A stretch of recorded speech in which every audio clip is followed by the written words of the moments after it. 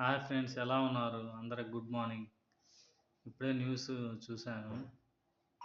Captain Vijayakanth గారు, Tamil hero, COVID-19 positive వచ్చి ventilator మీద ఉండి మరణించారని తెలిసింది.